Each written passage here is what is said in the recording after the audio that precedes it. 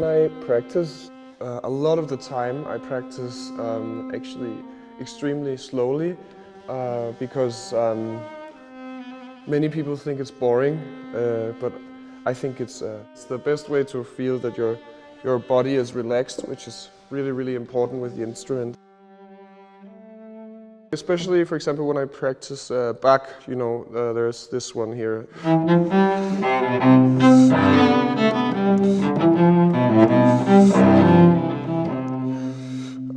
But I like to practice it, you know, extremely slowly if I'm learning even this piece. Just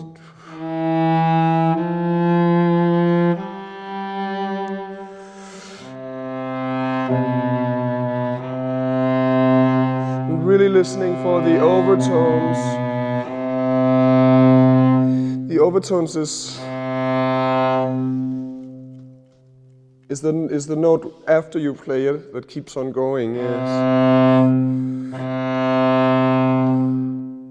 And it's essential in Bach, I think, to find as many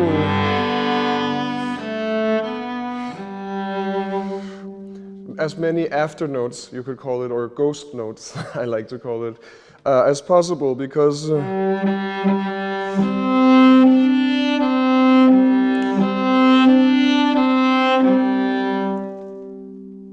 it starts mixing together. The different notes, they come together, so it almost becomes like putting pedal on a piano and playing one note after the other, ideally speaking.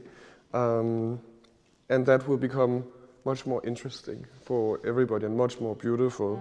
At the same time, it's a great way of relaxing the body for when you go to play it in tempo.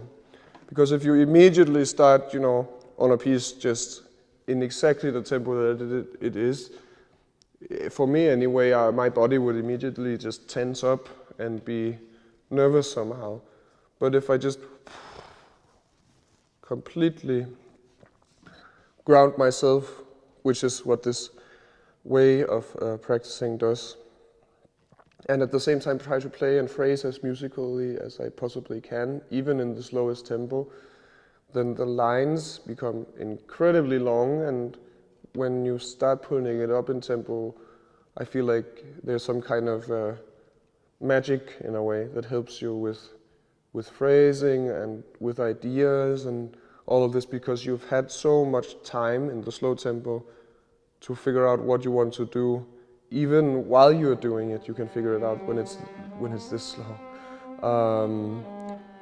And I feel like it's a really great way of making the subconscious brain and the instinct brain and the brain of what do I want to do with this phrase, which is more up here, to work together, because you can actually kind of do both at the same time when it is in a really, really slow tempo and learning a piece. And then when you get it more and more up, automatically there will be much more overtones, much more beautiful phrasing, much more overview.